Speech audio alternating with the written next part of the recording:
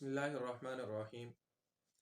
جن برائیوں سے اور جن چیزوں سے معاشرے میں فساد پھیلتا ہے ان میں سے ایک عمل، ایک برائی اور ایک چیز غیبت ہے۔ آج ہم اپنی مجلسوں میں دیکھیں، اپنی محافل میں دیکھیں، اپنی نشستوں میں دیکھیں کہ ہماری کون سی مجلس ایسی ہوتی ہے، ہماری کون سی بیٹھک ایسی ہوتی ہے کہ جس میں کسی کی غیبت نہیں کی جا رہی ہوتی۔ وہ کہتے ہیں نا کہ اگر ہم اپنی مجلس سے غیبت کو ختم کر دیں تو سوائے خاموشی کی کچھ باقی نہ رہے۔ اور غیبت کے حوالے سے یاد رکھیں، اللہ کے نبی صلی اللہ علیہ وسلم نے فرمایا کہ یہ اتنا سخت گناہ ہے، الغیبت اشد من الزنا، زنا سے بھی زیادہ سخت ہے، زنا سے بھی زیادہ برا ہے۔ اور غیبت کہتے کس کو ہیں؟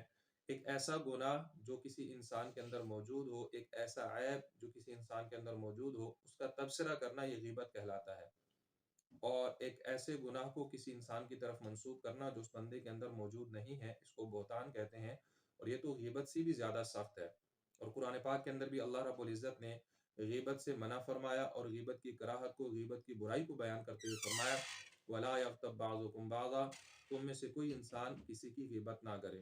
أَيُحِبُّ أَحَدُكُمْ أَن يَأْكُلَ لَحْمَ أَخِيهِ مَيْتًا، کیا تم یہ پسند کرتے ہو کہ تم اپنے مردہ بھائی کا گوشت کھاؤ؟ فَكَرِهْتُمُوهُ، یقیناً تم اس کو پسند نہیں کرتے، تم اس کو برا محسوس کرتے ہو۔ تو غیبت ایسا گناہ ہے، ایسا ایک عمل ہے جیسے کوئی انسان اپنے بھائی کے، مردہ بھائی کے گوشت کو کھائے۔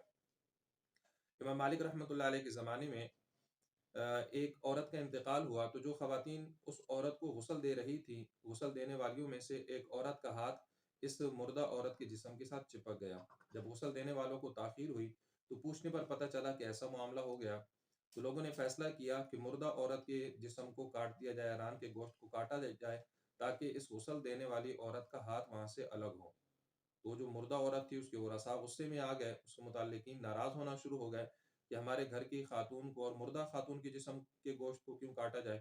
لوگوں نے دوسرا فیصلہ یہ کیا کہ یہ جو غسل دینے والی عورت ہے، اس عورت کے ہاتھ کو کاٹ دیا جائے تاکہ مردہ عورت کو دفن کیا جائے اور اس عورت کو اس سے الگ کیا جائے۔ تو غسل دینے والی خاتون کے رشتہ دار اور عزیز و اقارب اس پہ غصہ ہو گئے، ناراض ہونا شروع ہو گئے کہ ہمارے گھر کی عورت کا ہاتھ کیوں کاٹا جائے۔ بہرحال یہ معاملہ امام مالک رحمۃ اللہ علیہ کے سامنے پیش ہوا، تو امام مالک رحمۃ اللہ علیہ نے غسل دینے والی خواتین سے پردے میں بات کرنے کی اجازت چاہی۔ تو گفتگو کے دوران پتہ چلا، ایک خاتون نے بتایا کہ حضرت اس عورت نے غسل کے دوران مردہ عورت پر بہتان باندھا، الزام لگایا اور یہ کہا کہ اس عورت کے زندگی میں فلاں مرد کے ساتھ غلط تعلقات تھے۔ امام مالک رحمۃ اللہ علیہ نے اس خاتون سے پوچھا کیا تمہارے پاس اس کے کوئی گواہ موجود ہیں یا تم نے اپنی آنکھوں سے دیکھا ہے؟ اس خاتون نے کہا میں نے ایک مرتبہ دیکھا تھا کہ یہ عورت گزر رہی تھی اور وہ مرد اس کی طرف دیکھ کر مسکرا رہا تھا۔ امام مالک رحمۃ اللہ نے فرمایا کہ تو نے یہ جو بہتان باندھا ہے اس کی وجہ سے اب تمہیں سزا ملے گی، اور فیصلہ سنایا کہ اس عورت کو تہمت باندھنے کی وجہ سے کر کے اس پر حد جاری کی جائے اور 80 کوڑے مارے جائیں۔ جیسے اس کو کوڑے مارنا شروع کیے گئے، 80 کوڑے مکمل ہوئے تو اس عورت کا ہاتھ اس مردہ عورت کے جسم سے الگ ہو گیا۔ اس لیے میرے دوستو یاد رکھیں کہ غیبت بہت سخت گناہ ہے، اس سے اپنے آپ کو بچانے کی کوشش کریں۔ یہ ایک ایسا گناہ ہے کہ جس بندے کی غیبت کی جائے، جب تک آپ اس سے معافی نہ مانگیں اور وہ آپ کو معاف نہ کر دے، تب تک یہ گناہ معاف نہیں ہوتا۔